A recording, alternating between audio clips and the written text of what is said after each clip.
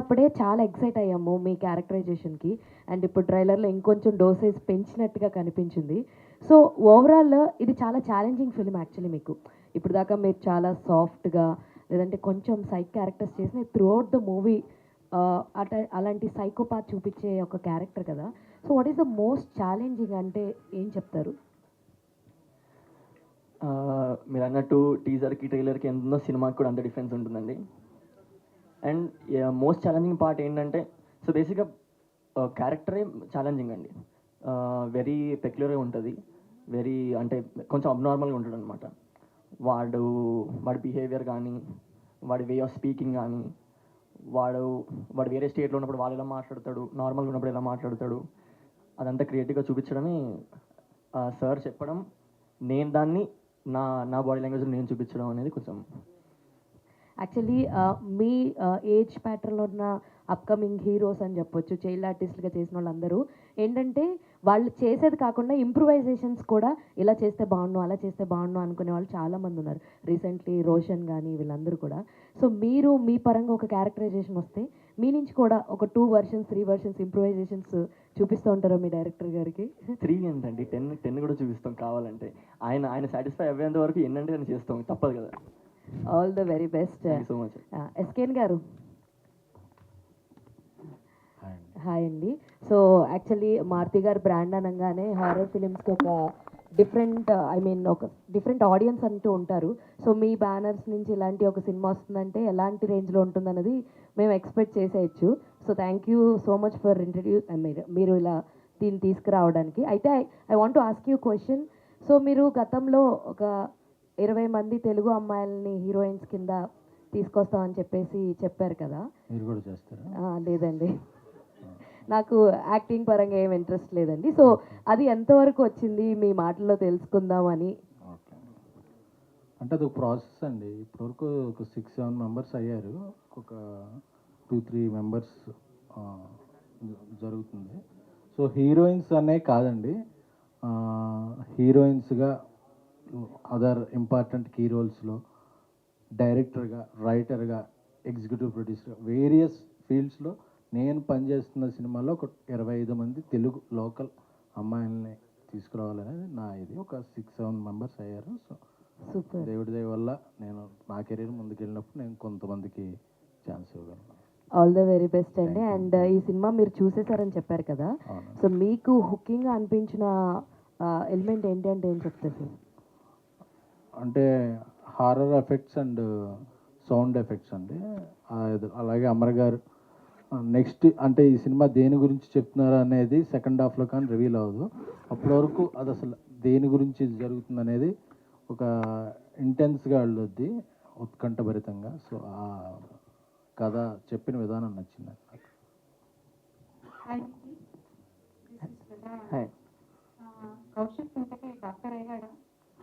అది సినిమా చూస్తేనే తెలుస్తుందండి.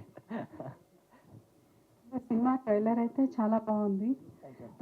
మీ మీ యాక్షన్లో 2 వేరియస్ డిఫరెన్సెస్ అయితే చాలా కనిపించాయి. యాజ్ ఏ తండ్రికి కొడుకులా, అంటే తండ్రి చెప్తున్నప్పుడు డాక్టర్ అవ్వాలి అని చెప్తున్నప్పుడు ఒక ఇన్నోసెంట్గా, కాలేజ్లో ఇన్నోసెంట్గా, ఆ తర్వాత ఒక సమస్యతో బాధపడే ఒక స్టూడెంట్గా చాలా బాగుంది.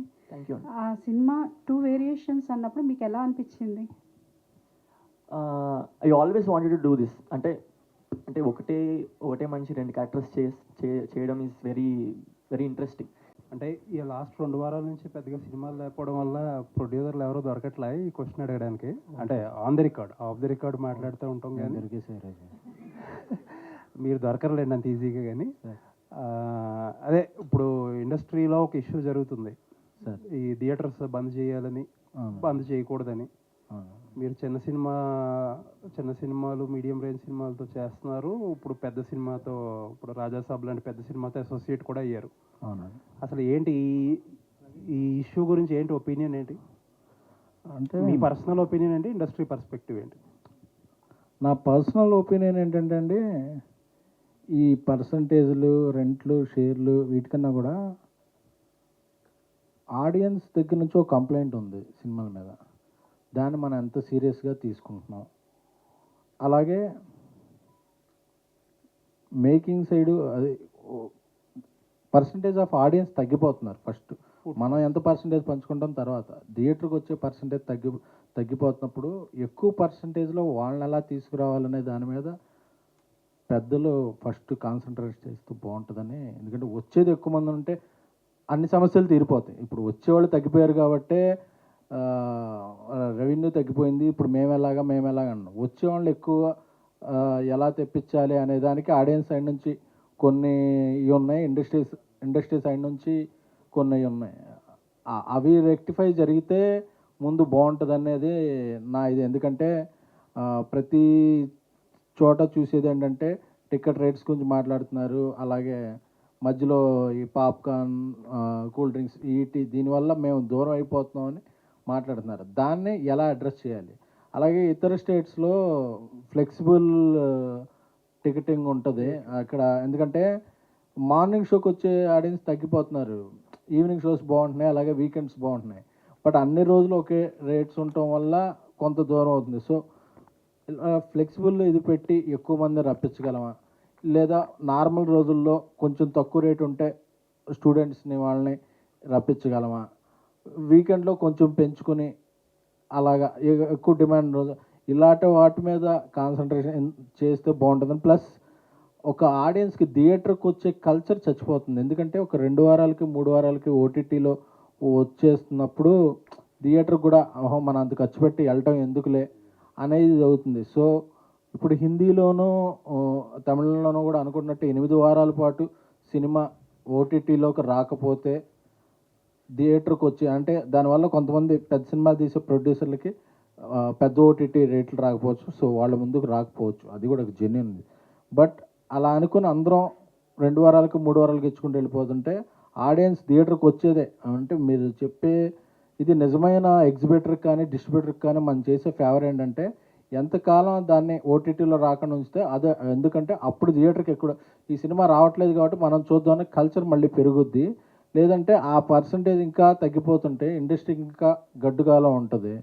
ఎందుకంటే అలాగే నాన్ థియేట్రికల్ రెవెన్యూ కూడా ఇప్పుడు తగ్గిపోయింది. బట్ అది మన ఆర్టిస్టులు అందరికీ కూడా పూర్తిగా ఇంకా ఇదోలా. సో వాళ్ళ రెమ్యునరేషన్స్ అలాగే ఉన్నాయి. సో వీటి మీద చర్చ జరిగితే వాటిని ఏదన్నా సొల్యూషన్స్ తీసుకుంటే ఇండస్ట్రీ పెద్దలు ఆటోమేటిక్గా వీటిగా ఇది దొరుకుతాయి అనేది పరిష్కారం దొరుకుతుందని నా వ్యక్తిగతమైన ఫీలింగ్. అంటే మీరు ఇంత ఎలాబొరేట్గా చెప్పారు కాబట్టి క్లుప్తంగా ఒక మాటలో చెప్పాలంటే చాలా అవసరమైన విషయాలని మనం వదిలేసి అవసరం లేని విషయాలను ఎక్కువ మాట్లాడుతున్నామని అంటున్నారా? అవునండి. ఇప్పుడు గుండె నొప్పి వచ్చిందని పేషెంట్ హాస్పిటల్కి వస్తే అడిగి ఫేషియల్ చేద్దామా పెడిక్యూర్ చేద్దామా అన్నట్టు ఉంది. అసలు ఫస్ట్ మనం చూసుకోవాల్సిన రూట్ దీంట్లో చాలా ప్రాబ్లమ్స్ ఉన్నాయి, వాటిని అడ్రస్ చేయట్లేదు మనం. అది నా పర్సనల్ ఫీలింగ్ అండి, కొంతమంది ఫీల్ అవ్వచ్చు. Thank you. ఎస్కేఎన్ గారు, హాయ్ అండి, దిస్ ఇస్ రాణి. ఫస్ట్ మీరు చెప్తున్నట్లే చాలా వరకు ప్రాబ్లమ్స్ ఉన్నాయి సినిమాకి థియేటర్స్ వరకు ప్రేక్షకులను తీసుకురావాలి అంటే. అందులో ఇంకొకటి ఏంటంటే 3 days వరకు రివ్యూస్ని ఆపితే ఇంకొంతమంది వస్తారు, ఆ రివ్యూస్ ఆపండి అనేది ఒక అభిప్రాయం ఉంది. దాన్ని బట్టి మీరేమంటారు? అంటే నీరు పళ్ళంలోకి వెళ్ళుద్ది కదండి, దాన్ని ఎలా ఆపలేమో మీడియాని రివ్యూల్ని ఎవరూ ఆపలేము. ఎందుకంటే అది అసలు ఆ థాటే ఆలోచన ఒక ఫ్యూ మినిట్స్ వేస్ట్ ఆఫ్ ఇది అని చెప్పి. అంటే ఇప్పుడు మీరు ఒక వెబ్సైట్లో ఆపేస్తారు, ఆ వెబ్సైట్ అతను వెబ్సైట్ పేరు లేకుండా సినిమా పోస్టర్ ముందు నుంచి రివ్యూ చెప్పేస్తాడు, అది ఎలా ఆపుతారు? సరే జర్నలిస్ట్ చెప్పడం, సోషల్ మీడియాలో కొద్ది ఇన్ఫ్లుయెన్సరు లేకపోతే ఎవరో అతను ఒక చెప్తాడు ఈ సినిమా బాగుంది బాగోలేదని. ఒక సినిమా రిలీజ్ అయ్యాక దాని పబ్లిక్ ఒపీనియన్ మనం ఎవ్వరం రిస్ట్రిక్ట్ చేయలేం. ఎందుకంటే నచ్చిందని చెప్పచ్చు, ఒకసారి రివ్యూల వల్ల ప్లస్ కూడా అవుతుంది. ఎందుకంటే కొన్ని సినిమాలకి ఆడియన్స్ పెద్ద ఇంట్రెస్ట్ చూపరు, కాస్టింగ్ లేకపోయినా ఇది వాళ్ళకి ఇది బాగుంది. జర్నలిస్ట్ రివ్యూస్ అన్నమాట. బయట కొన్ని యూట్యూబ్ రివ్యూస్ గురించి కొంతమంది బ్యాన్ చేయాలి అంటున్నారు కదా, చెప్తున్నాను. అలాగా దాన్ని ఆపడం అనేది ఆచరణలో చాలా కష్టసాధ్యం, దానివల్ల చెడు కూడా ఉంటుంది. ప్లస్ ఇంకోటి ఏంటంటే రివ్యూస్లో కూడా మరి హిందీ చూడండి, తమిళ్ చూడండి, ఎనీ స్టేట్ ఆఫ్ రివ్యూస్లో రివ్యూలా ఉంటాయి. ఇప్పుడు ఇండస్ట్రీకి ఉన్న ప్రాబ్లం ఏంటంటే వాళ్ళు ఎలాబొరేట్గా చెప్పలేకపోతున్నారేమో. నేను అటు చూశాను ఇటు చూసా కాబట్టి చెప్పగలుగుతుంది ఏంటంటే రివ్యూ ప్రాబ్లం కాదండి, అబ్బో అని ఒక లాంగ్వేజ్ వాడతాం. ఇది ఓటీటీలో కూడా చూడటం వేస్ట్, అసలు మీ 2 గంటలు వేస్ట్. అసలు డైరెక్టర్ కూడా అంటే మన పర్సనల్ దీన్ని మనం కొంచెం ఇది చేస్తాం. ఎందుకంటే ఎక్కువ మంది చూస్తారు, ఎక్కువ మందికి రీచ్ అవుద్ది అని. ఆ పదజాలం లేకుండా బాగుంది, బాగాలేదు, అది బాగుంది అని చెప్పి ఇదివరకు ఉండేవి. ఇప్పుడు ఏంటంటే ఎక్కువ మంది ఆకట్టుకోవాలని, ఎక్కువ వైరల్ అవ్వాలని కొంచెం అది వెళుతుంది, అది ఇబ్బంది కలుగుతుంది. దానివల్ల ఎక్కువ మంది ఆపాలంటున్నారు కానీ అందరినీ కూర్చోబెట్టి లేదు సార్ మీకు నచ్చిందని చేయండి, నచ్చకపోతే నచ్చలేదని చేయండి అందుకని చెప్పి. ప్లస్ 3 రోజులు ఆపక్కర్లేదండి, మార్నింగ్ షో అయ్యాక రివ్యూ ఇవ్వండి అంటే సరిపోద్ది. ఎందుకంటే కొన్నిసార్లు రివ్యూస్ తెల్లవారుజామున చూసేస్తారు అబ్రాడ్లో, అక్కడ 4-5 ఉంటుంటారు కొన్ని థియేటర్స్లో. ఆ పూర్తి థియేటర్లో చూసిన రెస్పాన్స్ రాదు. అదే మన కూకట్పల్లిలో మామూలుగా ఒక మల్టీప్లెక్స్లో చూస్తే ఆ రెస్పాన్స్ థియేటర్లో ఉంటుంది. అలా రెస్పాన్స్ లేకుండా చూసిన రివ్యూస్. సో దీన్ని పూర్తిగా ఇవ్వద్దని చెప్పడం కాదు, ఇది ఇలా చేయండి అనేది. ఎందుకంటే ఎవరిని పూర్తిగా ఆపలేము, పూర్తిగా ఇది చేయలేము. సో ఇది అని చెప్పి మనం చెప్తే బాగుంటుంది. కానీ అంతేగాని మీరు అసలు ఇవ్వద్దు, మీరు చేయొద్దు అంటే అది ఆచరణలోకి వచ్చే పద్ధతి కాదు. అండ్ ప్రొడ్యూసర్ ఎస్కేఎన్గా తెలుగు టాలెంట్ని ముందుకు తీసుకెళ్ళడంలో ముందుంటున్నారు. చిన్న సినిమా పెద్ద సినిమా అనేది తేడా లేకుండా దానికి ఎగ్జాంపుల్గానే తెలుగు హీరోయిన్స్ కానీ తెలుగు ఆర్టిస్టులను కానీ ఎంకరేజ్ చేస్తూ వస్తున్నారు. ఇది ఎంతవరకు మీరు ఈ స్కేల్ని అంటే ఆ స్టాండర్డ్స్తో పాటు తీసుకువెళ్తారు? ఎంత బిగ్ స్కేల్లో మీరు తీసుకువెళ్ళాలి అనుకుంటున్నారు? అంటే నేను పనిచేసే సినిమాల్లో మ్యాక్స్ వీలైనంత వరకు ఫస్ట్ ప్రయారిటీ తెలుగు. అది హీరోయిన్లు అవ్వచ్చు, ఇతర ఎవరనొచ్చు, కానీ ఫస్ట్ ప్రయారిటీ తెలుగు. అంటే మనం బేసిక్గా మన కల్చర్ తెలిసిన పీపుల్, మన ఇది పైగా మన వాళ్ళని కొన్నిసార్లు అది ఆచరణలోకి చేయలేం. సో అలాంటప్పుడు బయటకు వెళ్దాం. బట్ వీలున్నంత వరకు తెలుగు టెక్నీషియన్ని, తెలుగు టాలెంట్ని ఎంకరేజ్ చేయాలనేది నా. ఎస్కేన్ గారు సార్ ట్రైలర్ లుక్స్ బాగుందండి, ట్రైలర్ లుక్స్ గుడ్. మీరు చూసారు, ఎప్పుడే వచ్చారు? చూసారు. ఓకే. సో ఇలాంటి చిన్న సినిమాలకి మీరు మారుతి గారు సపోర్ట్ చేసి రిలీజ్ చేయడం అనేది అభినందించాల్సిన విషయం. అండ్ చాలామంది కొన్ని రోజులుగా ప్రభాస్ ఫ్యాన్స్ రాజాసాబ్ అప్డేట్ గురించి ఈగర్లీ వెయిట్ చేస్తున్నారు. సో అంటే ఏంటి, కొంతమంది ఏమో హీరో అప్రూవల్ లేదు, ఇంకా అప్రూవల్ కావాలంటున్నారు. కొంతమంది ఏమో టీజర్ అండి, టీజర్ రెడీ అయిపోయింది, హీరో అప్రూవల్ కావాలంటున్నారు. కొంతమంది ఏమో విఎఫ్ఎక్స్ ఇంకా డిలే ఉంది అంటున్నారు. సంథింగ్ అసలు ఏంటి రాజాసాబ్ అప్డేటు, టీజర్ ఎప్పుడు ఎక్స్పెక్ట్ చేయొచ్చు, స్టేటస్ ఏంటి? రాజాసాబ్ పీపుల్స్ మీడియా విశ్వప్రసాద్ గారు చాలా ఆయన బ్యానర్లోనే బిగ్గెస్ట్ బడ్జెట్ ఫిలింగా రూపొందిస్తున్నారు.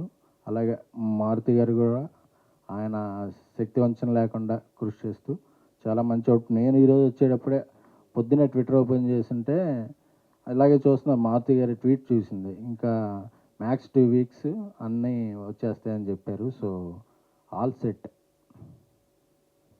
నిఖిల్ గారు. నిఖిల్ హలో.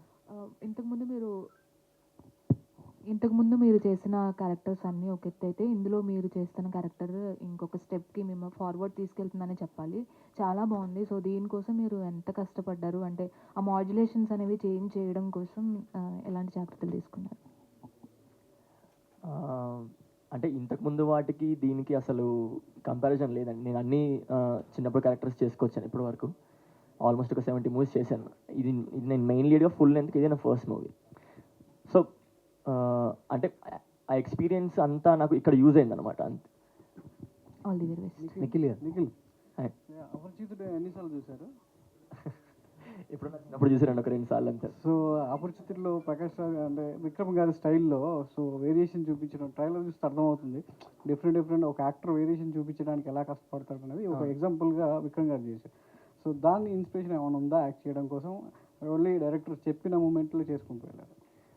ఇన్స్పిరేషన్ అంటూ అంటే చాలా క్యారెక్టర్స్ ఉంటాయండి. ఇప్పుడు ఒక సినిమానే కాదు, ఇప్పుడు ఫైట్ క్లబ్ అని ఇంకో సినిమా, హాలీవుడ్లో కూడా ఒక సినిమా ఉంది. అన్నిట్లోంచి రెఫరెన్సెస్ కొన్ని తీసుకుంటాం. సో అంటే చూస్తాము, ఇప్పుడు క్యారెక్టర్స్ చూస్తాము, ఎవరి మోడ్యులేషన్, ఎవరి బాడీ లాంగ్వేజ్ వాళ్ళది. ఇంకా అంటే దీనికి తగ్గట్టు దీనికి నేను ఎంత చేయగలుగుతానో నేను అలా చేశానండి. డైరెక్టర్ గారు, సో అంటే ఇట్లాంటి సైకలాజికల్ థ్రిల్లర్ వెనుక ఏదో ఒక సో చదివి డాక్టర్ అవ్వాలంటే నువ్వేమో బాగా చదివి సైకో మరి అందరినీ చంపుతున్నావు, ఏంటి అసలు? చదవడానికి సైకో అవడానికి ఏం సంబంధం? ఇది హలో అదే నా క్వశ్చన్కి నేను ఏం ఆన్సర్ చెప్పను అంటే అంటే అది బాగా చదివి డాక్టర్ అయి ప్రాణాలు కాపాడడం అంటే ప్రాణాలు తీస్తున్నావు కదా, అవునండి. ఆ క్యారెక్టర్ చేయడం ఎలా అనిపిస్తుంది? నేను ప్రాణాలు తీసానండి, అది విల్లింగ్గా ఏం తీయలేదు. మీరు సినిమా చూస్తే అర్థమవుతుంది క్యారెక్టర్ ఏమవుతుందో. ఓకే, అంటే గట్టికాచలం మీతో చాలా చేయించారని.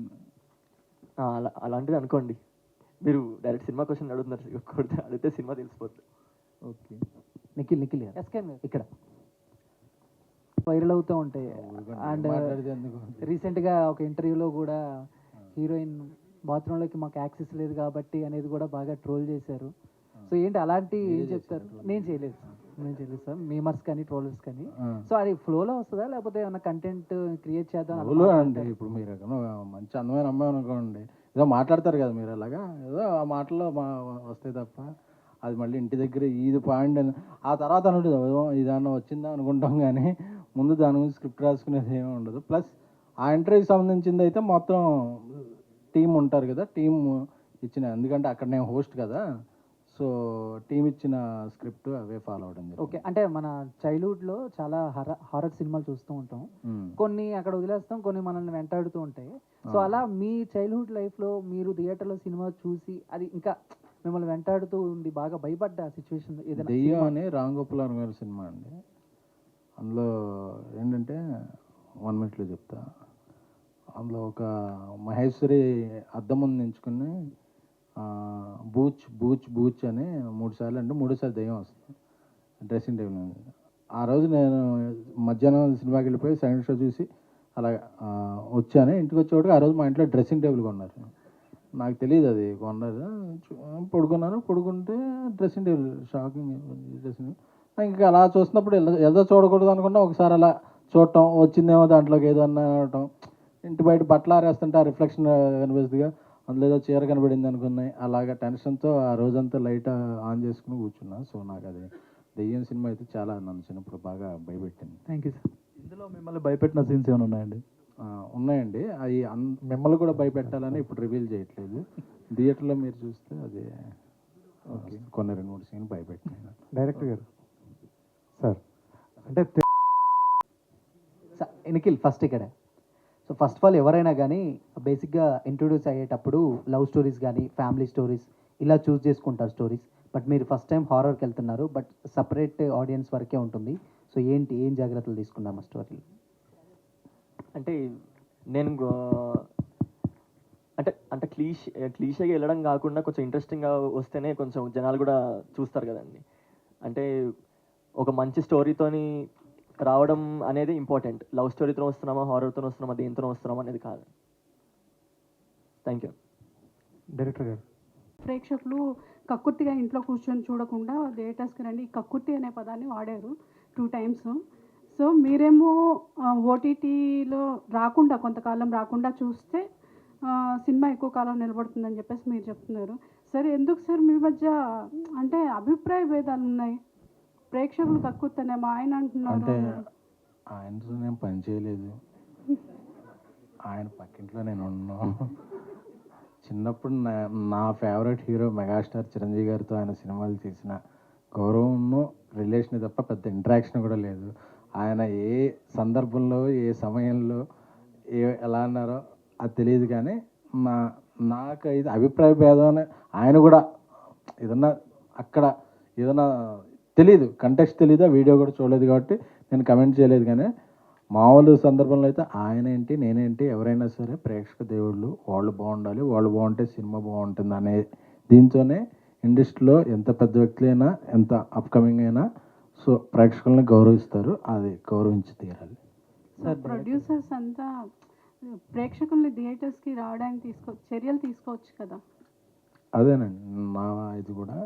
సో అలాగే మీడియా కూడా మీ తరపు నుంచి మీడియా కూడా అంటే ఇప్పుడు నేను చేసే రిక్వెస్ట్ ఏంటంటే ఇప్పుడు కొద్దిగా ఇంటెన్సివ్ కేర్లో ఉంది ఇండస్ట్రీ.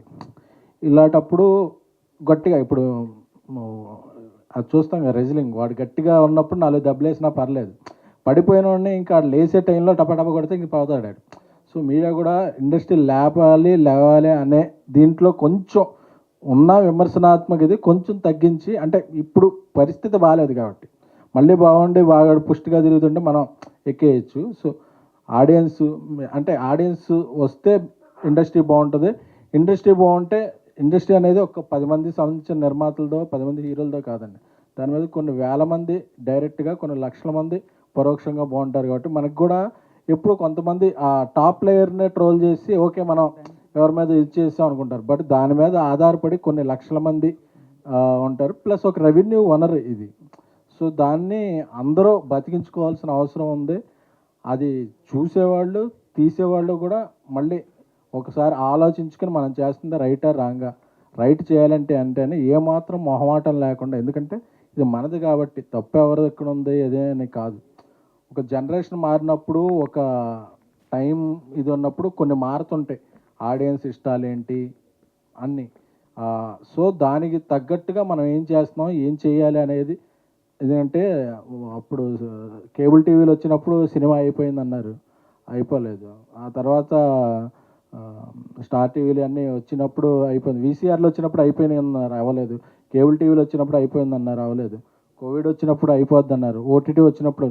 ఎప్పుడు అన్నిటినీ చూసి తట్టుకుంది సినిమా, ఎందుకంటే సినిమా ఇండస్ట్రీ అంతా సంఘటితంగా ఉండి వాళ్ళు చేసిన కృషి, సినిమా మీద ఆడియన్స్ చూపించే ఇష్టం. ఎందుకంటే ఇప్పటికీ cinema is cheapest, dearest and nearest entertainment to audience. ఎందుకంటే ఒక అమ్మాయిని కొత్తగా లవర్ని, గర్ల్ ఫ్రెండ్ని ఎక్కడికన్నా తీసుకెళ్ళాలంటే మనకు ఫస్ట్ సినిమాకి వెళ్దామా అడగాలనిపిస్తుంది. ఒక గర్ల్ ఫ్రెండ్ రిజెక్ట్ చేస్తే అబ్బా 3 గంటలు ఎక్కడికైనా వెళ్ళి ఉండాలంటే సినిమా అనిపిస్తుంది. ఒక చుట్టాలు 10 మంది వస్తే సినిమాకి వెళ్ళాలనిపిస్తుంది. ఒకవేళ ఇండియా మ్యాచ్ ఓడిపోతే ఆ ఫ్రస్ట్రేషన్తో ఎక్కడికైనా సినిమా అంటే దేనికైనా సినిమా అనేది మన కల్చర్, సినిమా అనేది మన ట్రెడిషన్. సో అది ఏదైనా సినిమా నిలబడుతుంది, పరిగెడుతుంది. ఇవన్నీ కొద్దిగా మనకి ఫీవర్ వచ్చినప్పుడు కొద్దిగా యాంటీబయాటిక్స్ తీసుకుంటాం కదా, అలా ఇండస్ట్రీ ఇప్పుడు యాంటీబయాటిక్స్ తీసుకోవాల్సిన టైం అండి. కానీ చూసే ఆడియన్స్ మాత్రం స్కేల్ మారింది కదా సార్. లైక్ ఓటీటీలో చూస్తే ఇప్పుడు లార్జర్ స్కేల్ పెరిగింది. మంచి సినిమా ఏంటి, చెడ్డ సినిమా ఏంటి, స్కేల్ అనేం లేదండి. అసలు మనం 60 ఇప్పుడు అంతమంది ఒక సినిమా అనేది 1000 మందితోనూ 500 మందితోనూ కలిసి ఒక పెద్ద స్క్రీన్ మీద చూసే అనుభూతి, ఒక చిన్న స్క్రీన్ మీద అంటే ఇంట్లో వంట వండుతుంటారు, వాడెవడో డిస్టర్బ్ చేస్తుంటాడు, ఫోన్ కాల్స్ వస్తుంటాయి, ఇవన్నీ అది వేరు. OTT experience, theatre experience ultimate. ఒక మంచి సినిమాని థియేటర్లో వచ్చినప్పుడు ఇచ్చినంత కిక్కు ఒక ఓటీటీలోనో ఒక మొబైల్ దీంట్లో చూస్తే ఏదో చూసామన్నట్టు ఉంటుంది తప్ప, ఆ థియేటర్ ఎక్స్పీరియన్స్ అయితే అది దాన్ని ఏది బీట్ చేయాలి. అందుకే ఇప్పుడు రిలీజ్లు ఉన్నాయి, అన్ని ఓటీటీలో ఉన్నాయి, అన్ని చోట్ల ఉన్నాయి, బట్ ఎందుకు థియేటర్కి వెళ్తున్నారు? ఆ సినిమా ఇచ్చే కిక్, అది అంతమందిలో చూస్తే ఇచ్చే కిక్ కాబట్టి అది ఆ కిక్ అది వేరేది రిప్లేస్ చేయలేదు. ఎస్కేన్ గారు, ప్రేక్షకులు థియేటర్లకి రాకపోవడానికి ముఖ్య కారణం స్టార్ హీరోలే. వాళ్ళు ఎక్కువ సినిమాలు చేయట్లేదు, 2 ఏళ్ళకు 3 ఏళ్ళకు ఒక సినిమా చేస్తున్నారు. గతంలో టెక్నాలజీ లేని టైంలో కూడా ఎన్టీఆర్ గారు, ఎన్ఆర్ గారు సంవత్సరానికి 3-4 సినిమాలు చేసేవాళ్ళు. ఇప్పుడు టెక్నాలజీ అంతా పెరిగింది, అయినా కూడా ఎందుకు తక్కువ సినిమాలు చేయాల్సి వస్తుంది? అది హీరోలు నుంచి రావాల్సిన అవసరం. బట్ అందరూ చెప్పేది ఏంటంటే డిస్ట్రిబ్యూటర్లు, ఎగ్జిబ్యూటర్లు కూడా హీరోలు ఎవరైతే జనాన్ని ఇర్రెస్పెక్ట్ ఆఫ్ టాక్, రివ్యూస్ వీటన్నిటికీ మించి క్రిటిక్ ప్రూఫ్లో ఉండి ఒక 10 మంది హీరోలు ఉంటారు, 7-8 హీరోలు, వాళ్ళ సినిమాకి గట్టిగా ఓపెనింగ్ ఉంటుంది. అలాంటి హీరోలు సంవత్సరానికి 1-2 చేస్తే సూపర్, లేదా సంవత్సరంలో 2 సినిమాలు చేస్తే బాగుండు అనేది అందరిలో ఉంది. సో వాళ్ళు అలా చేసినప్పుడు ప్రభాస్ గారు ఉన్నారు, ఆయన ఇయర్లీ ఒక సినిమా వస్తుంది. సో అలాగే ఇప్పుడు నేను మొన్నప్పుడు కలిసినప్పుడు అల్లు అర్జున్ గారు అన్నారు, నా 1.5 yearsకి 2 సినిమాస్ ఉండేలా ప్లాన్ చేసుకోవాలని. హీరోలు అందరికి కూడా ఆ ఇది ఇప్పుడు ఉందండి. బట్ ఏంటంటే మన సినిమా సైజు మారిపోయింది కాబట్టి ఆ డైరెక్టర్లు దొరకటం, కథలు దొరకటం, ఈ స్కేల్లో చూపించాలి కాబట్టి పాన్ ఇండియాకి వెళ్ళిపోయింది కాబట్టి తెలుగు సినిమా కొంచెం లేట్ అవుతుంది. కానీ బట్ మన డియర్ హీరోస్ అండ్ డైరెక్టర్స్ కూడా త్వరలోనే దీనికి ఒక సొల్యూషన్తో వచ్చి పెద్ద హీరోల సినిమాలు ఎక్కువగా వస్తాయని ఐ ఫీల్. ఓకే అండి. ఓకే, ఇవాళకి చివరి ప్రశ్న. సార్ ఇప్పుడు మీరు అన్నట్టు కొత్త సినిమా కన్నా రిలీజులకే ఎక్కువ మంది వస్తున్నారు అనమాట. అంటే ఇప్పుడు కొత్త సినిమాకి రిలీజ్కి డిఫరెన్స్ ఏంటి అంటే ఏం చెప్తారు? అంటే కొత్తది రిలీజ్ అయింది, కిక్ ఏది వస్తుంటే దానికి వెళ్ళిపోతాను. నాకు ఈ థియేటర్లో నేను అరిచి కాల్ చేసి ఉంటాను, ఈ సినిమాలో పాటలు బాగుంటాయి, ఈ సినిమాలో ఇది బాగుంటుంది అంటే ఏ సినిమాకైనా వచ్చేస్తారు. రిలీజ్ ఏంటంటే మనం ఆల్రెడీ ఎక్కడో వింటేజ్ ఫీలింగ్ ఉంటుంది కదా, దీనికి నేను చిన్నప్పుడు ఎలా అరిచారా, ఎలా గొడవ చేశాడా, ఆ ఫీలింగ్స్ మళ్ళీ చేసుకుంటాకి అది వెళ్తుంటారు. అలాంటి మూమెంట్స్ ఇవి వచ్చే కొత్త సినిమాలో ఉన్నట్టు ఎందుకంటే కొత్త సినిమాలు కూడా ఈ మధ్య చాలా సినిమాలు మంచిగా ఆడినాయి కదా. సో అది కొత్తది పాతదని కాదు, థియేటర్ ఎక్స్పీరియన్స్ ఇస్తుంది అని ఏ సినిమాని నమ్మినా ఆడియన్స్ ముందే ఉంటారు. ఓకే సార్, ఇప్పుడు మీరు ఇందాక చెప్పేటట్టు అంటే అమ్మాయిలకి ఓన్లీ యాక్టర్స్ తీసుకుంటామని చెప్పారు కదా, అంటే అబ్బాయిలు ఏం చేశారు సార్? ఎందుకు? అదే మీరు అర్థమైంది నాని, ఆయన ఆడిషన్ తీసుకోండి ఈరోజు, మన ఎలా జరుగుతుంది కదా, మీరు ఇవ్వండి audition. Okay, thank you sir. So